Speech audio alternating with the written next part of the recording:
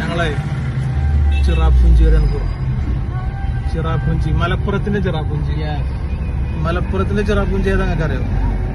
അങ്ങനെ സ്ഥലമുണ്ട്. അതാണ് കരുവാരക്കുണ്ട്. അവിടേക്കുള്ള യാത്രയിലാണ്.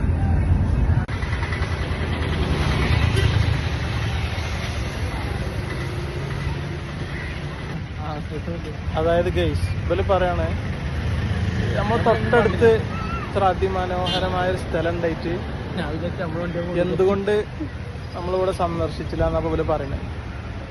നമ്മൾ കണ്ടില്ല, എന്തുകൊണ്ട് സന്ദർശിച്ചില്ല?